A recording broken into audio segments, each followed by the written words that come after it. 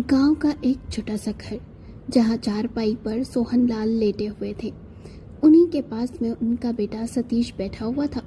सतीश शहर में एक बैंक में अफसर था। सोहनलाल ने बहुत मेहनत कर उसे पढ़ाया लिखाया था। सतीश अपने पिता को अखबार पढ़ सुना रहा था, तभी उसकी नज़र पिता के हाथों पर बंधी हुई पुरानी घड़ी पर पड़ी।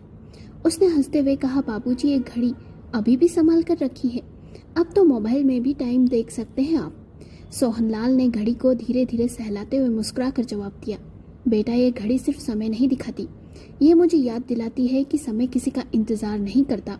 इसे मैंने अपनी पहली तनख्वाह से खरीदा था। तब सिर्फ 180 रुपए की थी ये, पर मेरे लिए करोड़ों की कीमत है, क्योंकि इसमें मेरी मेहनत, मेरे सपने, मेरी जवानी के साल बसे हैं। सतीश हंसकर बोला, अरे बाबूजी, आप भी ना। लेकिन बाबूजी की गंभीर नज़रों ने उसे चुप करवा दिया। सोहनलाल ने कहा, सतीश, मेहनत से कमाया हर पल सबसे कीमती होता है।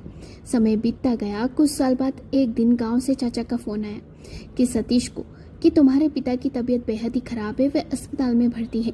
सतीश उस समय विदेश में था। सतीश दौड़ता भागता गाँव पहुंचा, लेकिन देर हो चुकी थी। चाचा ने कहा, तुम्हारे बाबूजी अब नहीं रहे। सतीश के हाथ से सब कुछ जैसे छूट सा गया। वो बाबूजी के पास जाकर उनका हाथ थामे रहा। उसकी नज़र बाबूजी की घड़ी पर पड़ी। बाबूजी की सांसें तो थम गई थी, पर उनकी वो घड़ी अभी भी चल रही थी और उसने उनकी कलाई से वह पुरानी घड़ी उतार ली। आंसू से भरी आंखों से उसने खुद से बुदबुदाया, अब ये घड़ी मेरी है बाबूजी, मैं हमेशा इसे अपने पास रखूंगा, पर काश आपका साथ भी मिल जाता। विदेश वापस लौटने के बाद सतीश उस घड़ी को रोज अपनी कलाई में बांध ऑफिस जाता। एक दिन ऑफिस के सहकर्मी ने कहा, सतीश, आज बहुत काम है, घर जल्दी मत जाना। सतीश ने कलाई पर बंधी घड़ी देखी, जिसमें सेकंड हैंड धीरे धीरे घूम रहा था।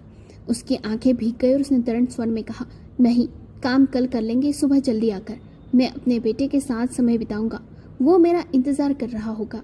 पिताजी सही कहते थे, पैसे तो दोबारा मिल सकते हैं, पर गुजरा हुआ वक्त कभी नहीं लौटता।